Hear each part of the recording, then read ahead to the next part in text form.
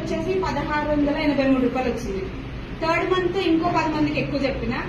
As a branch director గా 10,098 రూపాయలు నేను తీసుకున్నా వెస్టీజ్ నుంచి. అండ్ అందులో ఫ్యూచర్ ఉందా ఇందులో ఫ్యూచర్ ఉందా అని ఆలోచిస్తే నేను ఇట్లనే ఒక సంవత్సరం గట్టి కష్టపడి ఇక్కడ కూర్చున్నా సరే, వన్స్ అపాన్ టైం నేను కూర్చున్నా సరే, నా ఇంట్లో మందం సామాన్లు తెచ్చుకుని నేను కూర్చున్నా సరే, నాకు అక్కడ నా టీం వర్క్ చేస్తాను. నేను ఆగిపోయినా అని చెప్పేసి టీం ఆగదు కదా.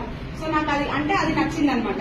గౌతమ్ బాలి సార్ సిస్టమ్ ఎంత బాగా డిసైడ్ చేశారంటే, నేను ఆల్రెడీ ఇంతకుముందు కూడా చెప్పిన, ఎంటీ చెక్ మీ చేతికిచ్చి మీ ఇష్టం, మీరు 100 మందికి చెప్తారా, 100 మంది వేసిన డబ్బులు మనకు వస్తాయి. అంటే ఆ టర్న్ ఓవర్ ని బట్టి మనకు డబ్బులు వస్తాయి. మీ ఇష్టం, అది మీరు ఎంత వేసుకుంటే అంత. కష్టానికి తగ్గట్టు ఫలితం ఎవరైనా ఆశించారు అదే కదా. మెయిన్ గా లేడీస్ కి ఏం కావాలి, రికగ్నైజేషన్ కావాలి.